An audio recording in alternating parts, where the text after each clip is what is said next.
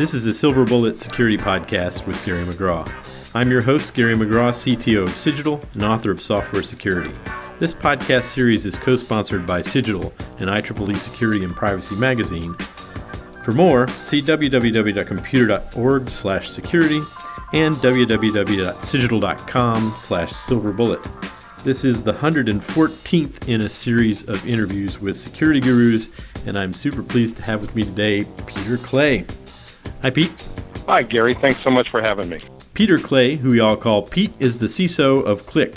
Pete has more than 20 years of experience in technology change and its relationship to security from a risk management perspective. He's been directly involved in delivery of managed security services to global public and private sector organizations. Prior to serving as CISO of Qlik, Pete was CISO of Invitas. Full disclosure, I serve on the Invitas Advisory Board. Previous roles included work as federal CISO at Deloitte. Pete's clients have included the DoD, the U.S. Navy, DHS, TSA, NOAA, and other agencies. Pete attended Oxford and graduated from Hendrix College. He lives in Virginia, and he's currently in Charlottesville. Hi, Pete. Hi, Gary. How are you? So you've been a security executive or worked closely with security executives at the highest levels for multiple decades. What kind of evolution have you seen in the CISO role? It has moved so notably, even within the last 5 years, that it's almost unrecognizable from what it was. I think the CISO kind of started off as almost a hybrid role of being a little bit focused on technology, a little bit focused on legal, and a little bit focused on simply being an executive and a member of the business team. It's moved much more now in public companies to being truly more in the risk management focused area. So they're looking more at policy and procedures and how do we manage SOX and how do we manage these things, and advising the technology teams on how to adequately secure the environment. The CISO has also become much more of a team leader than a solo practitioner. The focus has moved not just from IT, but understanding that information security requires everybody from legal through talent and culture, certainly the business and finance folks, as well as simply business operations. And because they have such a broad impact across the business, the traditional role just didn't seem to fit. So it's become a much broader, more business executive-facing role. Was the traditional role just geekier in general, or was the role the same, but it turned out that the first generation of CISOs were geeks, and so they overemphasized the geeky aspect? I don't think it was so much that they overemphasized the geeky aspect. In fact, in a lot of conversations that I'm having now, one of the enormous challenges facing the CISO ranks is maybe they don't have enough technology experience. In changing the focus, it really has become almost that there weren't enough of the original group of CISOs to fill the expanding need. 5 years ago, it took a fairly large company or a fairly complex organization to have somebody called a Chief Information Security Officer.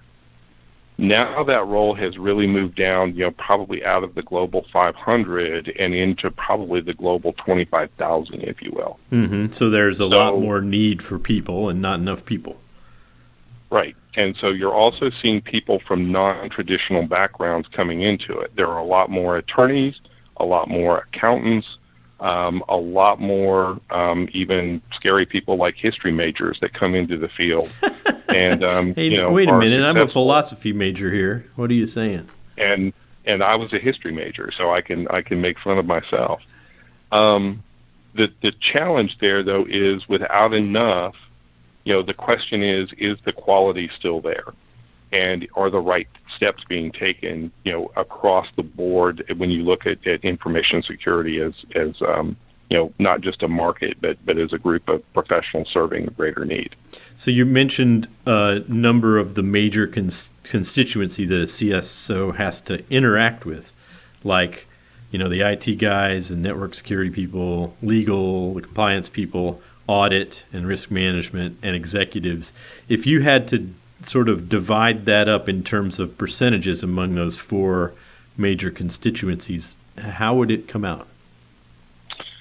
I tend to spend 50 to 60% of my days, weeks, and months with the technology people, because I come from the school of, chief information security officers that believe that technology can provide a great many of the solutions that we're looking for and provide them in a programmatic and systemic way that can impact the organization fast enough and in significant enough quantity to actually make a difference.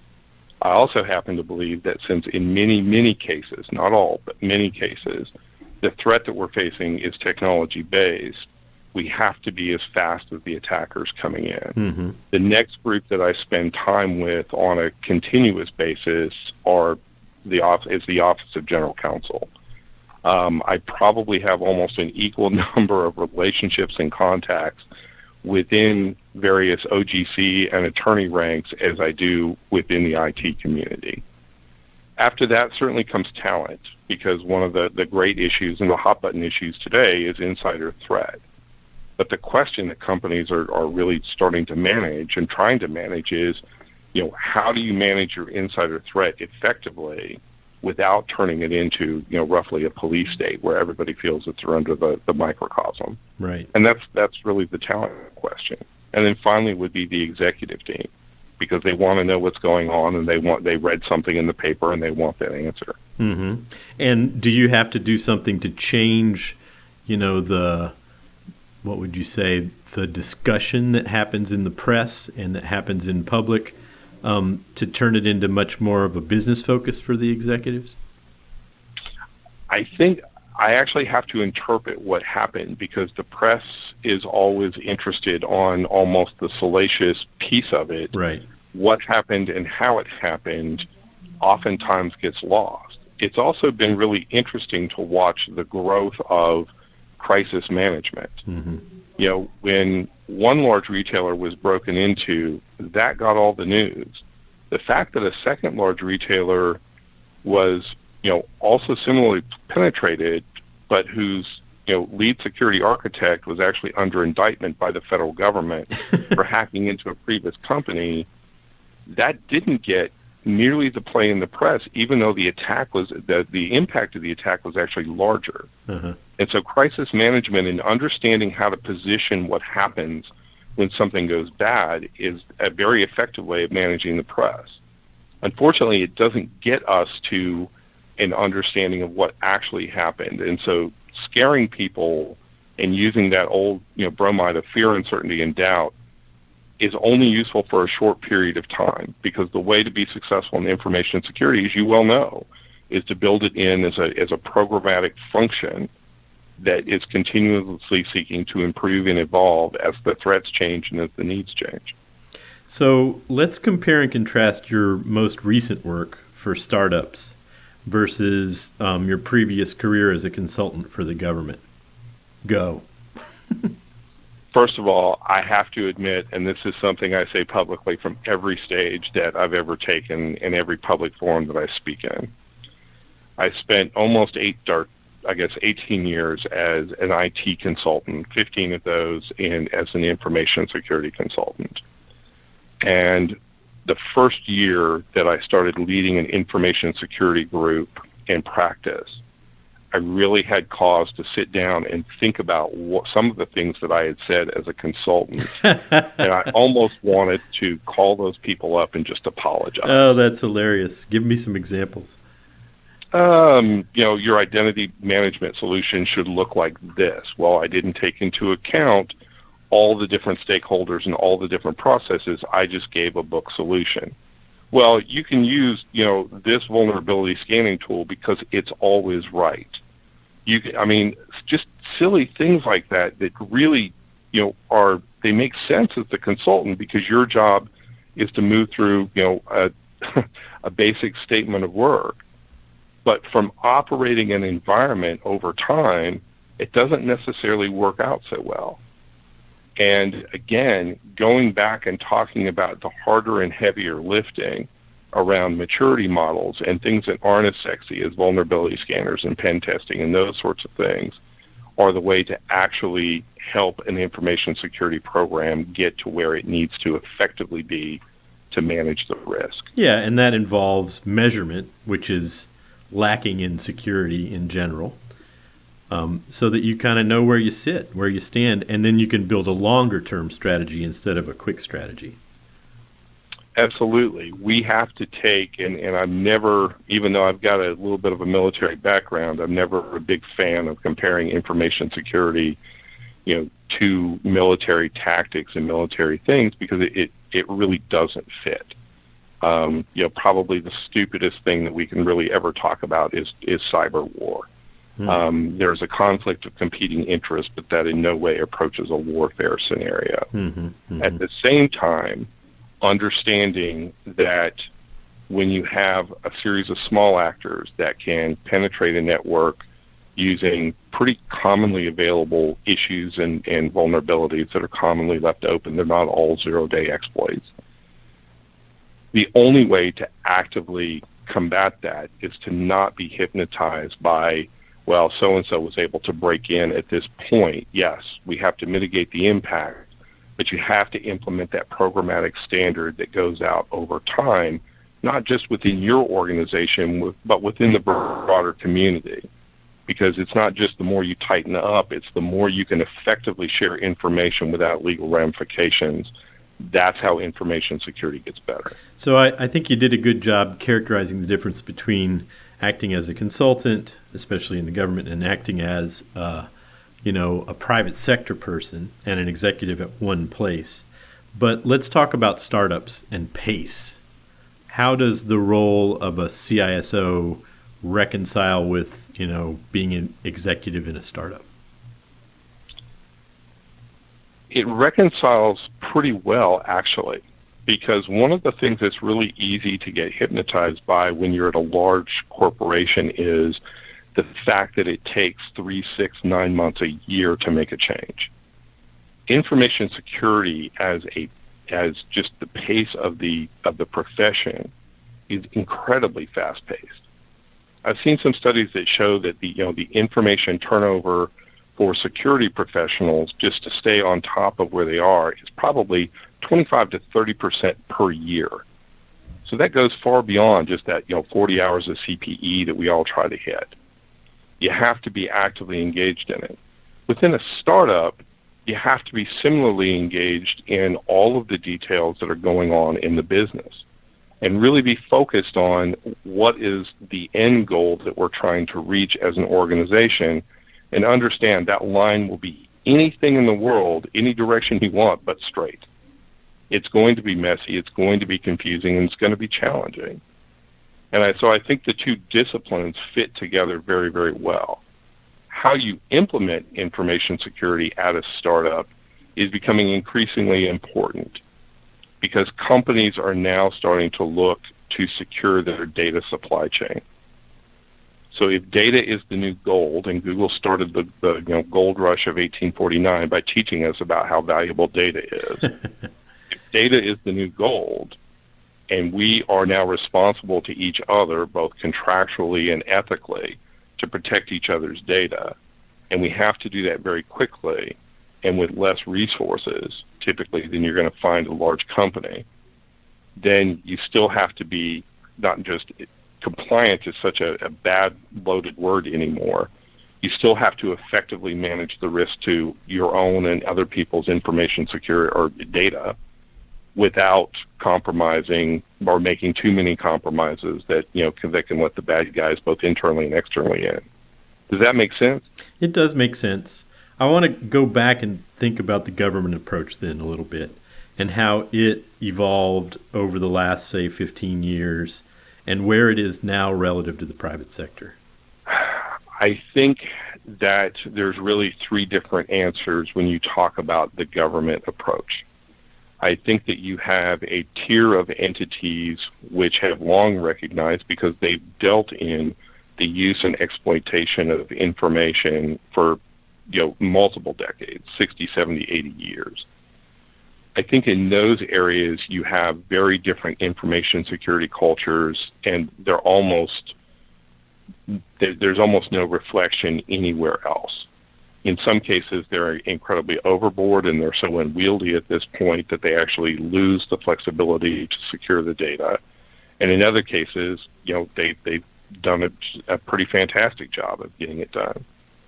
You've got a middle tier set of agencies, to include some of the state agencies now, that have definitely taken the time and put the frameworks in place.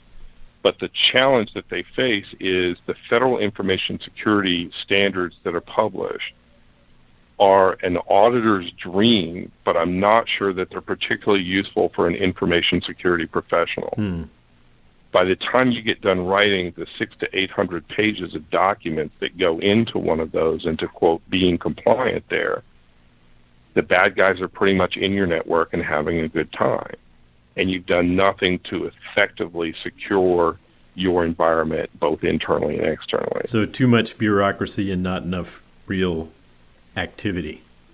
Absolutely. I mean, think about the effect of, do I spend 500 hours writing a security plan, in which that's going to be somewhat effective, at least in communicating what I'm supposed to be doing, or am I going to spend 500 hours spending time doing code reviews and vulnerability scans and code analysis for the major applications in my environment? Which one is going to be valuable today and tomorrow for keeping untoward events from happening? There's got to be a better balance there, is really what we're driving to. Mm-hmm. There's a third tier of the government that honestly just doesn't get it. They spend money on stuff. They're very focused on being compliant. Some of them get A's in various scorecards. And what happens is, when you look at the numbers over time, they're broken into at an incredible rate and an incredible frequency. So almost hiding, that third group of almost hiding behind the bureaucracy becomes, almost the worst possible outcome. Well, look, we did all the paperwork. Yeah, but you didn't secure your applications. You didn't secure your environments. And you tried to push some of that stuff off. So I think, to kind of summarize it, the government approach, if you cut down the bureaucracy and the paperwork and focus on the action steps, you can get some incredibly good results. But if you focus only on paperwork or only trying to make somebody else happy with how you're running your information security program, I'm not sure that I know of a faster path to failure. We'll be right back after this message. This is Gary McGraw, your host for the Silver Bullet Security Podcast. If you like what you're hearing here, you should check out my monthly security column published by Search Security and Information Security Magazine. You can find the most recent column at searchsecurity.com/McGraw. All of my writings are collected on my webpage at www.cigital.com/gem/writings. Thanks for listening.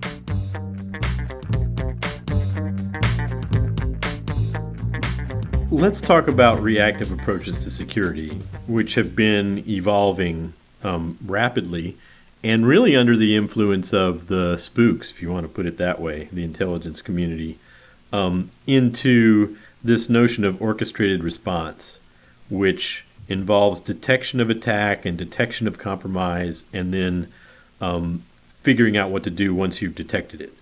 And speeding that cycle up is pretty important, I suppose.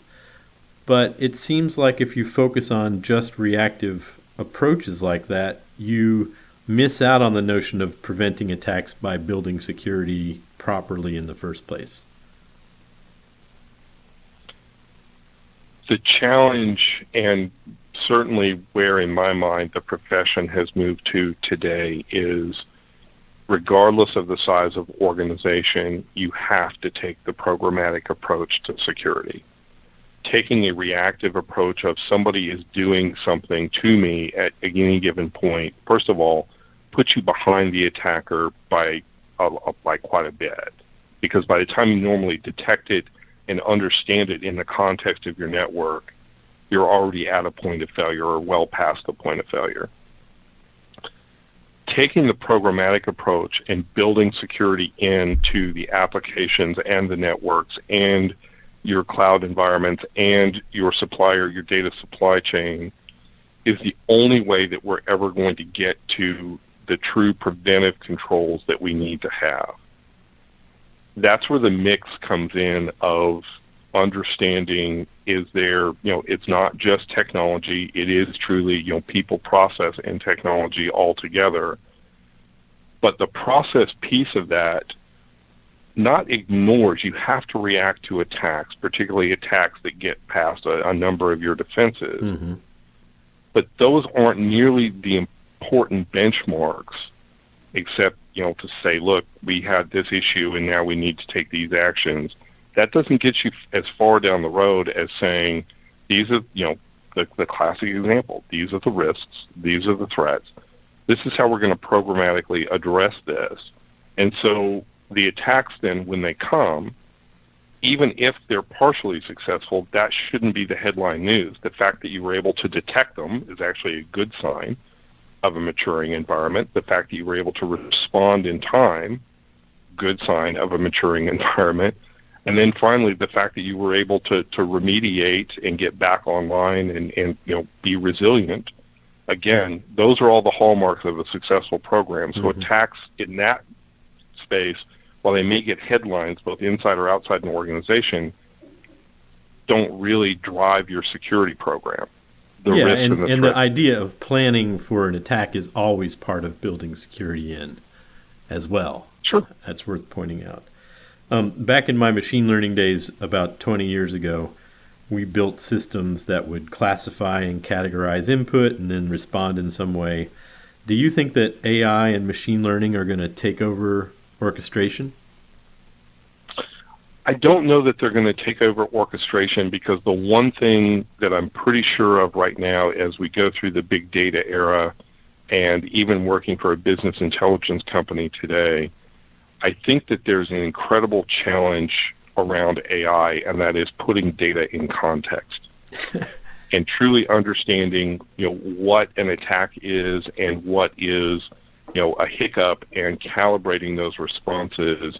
I still believe that, for the near-term future, we're going to see the human in the loop to help, first of all, rationalize the thinking or what the tools are saying, and then to be able to begin to direct the attack. I think once we start to mature those processes, however, more and more of the machine speed will be brought to bear as we understand that better. But right now, I don't think that the thinking and the understanding of, even if the example of this is, go ask 10 security professionals what an attack is. Right. I can pretty much guarantee you're going to get 10 different answers. So you almost have to start with the vocabulary. Yep. And then begin to build on that before you can teach the machines to go that direction. Yeah, that was just a flyer. Interesting. Have we made enough progress on security engineering? Not even close. Not even close. And in fact, one of the biggest complaints I'm hearing from both my peers and friends throughout the industry is we've completely lost focus on security engineering, both as a discipline, but also as a value-added service across organizations. When you begin to think about what a security engineer can do and should be able to do, not just in the confidentiality, but also driving into the integrity and availability of information, they become actually a very critical role, not just in a security program, but also in just regular IT operation focus. Because that security professional can not only prevent people from getting information, they can also ensure that it's available in the form that it's supposed to be, at the right time and at the right place. And if there's one thing in information security we continuously miss the boat on, it's we don't talk about how we can actually help and enable the organization to meet their specific data needs, and the security engineer is probably the point of the spear for that one. Mm-hmm. Or certainly should be part of the architectural discussion and part of the product strategy, I suppose. Thinking about how to build the system, security needs to be involved there.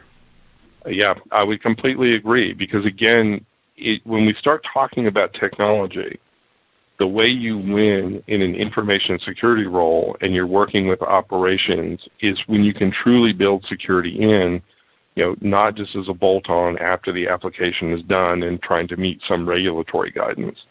But when where I ask to get the architects that I work with involved is, when the business guy and the IT guy are sitting in a bar and they scribble something on a bar napkin, I really want the next conversation to be with one of the security architects. Because if they'll do that, we can get it in, it's much less painful, and we can actually improve the quality of both the initial iteration of the application and successive ones as well. So last topic. Though it comes and goes, there always seems to be something about cyber war in the air. What are your views on the cyber war situation and the notion of thinking about war as a metaphor for information security and the stuff you're working on right now? It is fundamentally nonsense. When you think about cyber war, what we have done is a number of organizations decided that this would be yet another dimension of warfare that we should truly consider. So they built a market by making it very, very profitable to go out and find vulnerabilities. Mm-hmm. What I don't think anybody counted on there was the fact that, when you make warfare available simply by going out, by having a sum of money to go out and buy a vulnerability, you not only take it out of the hands of some sort of control in the relationship between the nation state, but you also put it in the hands of people that certainly don't have the best of intentions and much more commonly classed as criminals. The concept that two competing interests have to be turned war is almost solely an American concept. You can have competition for resources, you can have competition for ideas without turning it into a military conflict. Right. I think that maybe what helped to push it towards that set of ideas on the American side is that, the early people in computer security often came from a military background. Even coming from a military background, the first stance and the first point is preventing your own defeat is always in your own hands. It's how you prepare, it's how you train, it's how you understand the world, it's how you gather information. Your enemy, if you will, their defeat is also in their own hands. And by turning it into an attacker and a defender, rather than a competition for resources and understanding the value of data, it probably much more appropriately belongs in almost a legal law enforcement stance than it does a military stance. Mm-hmm. Interesting. But you're now at a point where, because we are so computing dependent across all of the critical infrastructures, you're reaching a point now where over 100 countries in the world have some form of offensive cyber capabilities, according to published reports. And the only thing that we've truly understood about all that stuff is we now are in, the cyber era of mutually assured destruction. I'm just not sure from a policy perspective if we really want to be in a position of mutually assured destruction with, somebody like Bermuda. Right. We can always bring our kinetic stuff to bear, I suppose, although it'd be wasted on Bermuda. I think definitely would be wasted on Bermuda. To quote Sun Tzu, it's much better to capture something like that intact than to shatter it. All right, last question. What's your favorite nonfiction book of all time? William Manchester's The Last Lion, parts 1 and 2. The third volume was terrible. And what's that about? I don't even know that book. It's about the early life of Winston Churchill, and it does what great biographies should do, and that is it puts people in the context of their time. So there's all sorts of criticisms today of Churchill, and he was a racist, he was this, he was that. He was actually very much forward-thinking, and he was part of the story of how we got to where we are today, both in the UK and the US. Another book that's absolutely brilliant by the same author is called A World Lit Only by Fire. and it it actually tells the story of how we went from the Dark Ages, where life in Hobbes' version of the world, life was nasty, shortish, brutish, and short, to reach the Middle Ages and then the Enlightenment. It tells that story in a way that I've never seen or heard it spoken of before. Then makes complete sense. Cool. I'll have to put away my, fiction only thing for a while and maybe check those books out. Thanks, Pete. Appreciate your time today. Thank you so much, Gary. I appreciate you having me on, and I appreciate you taking the time this morning. This has been a Silver Bullet Security Podcast with Gary McGraw.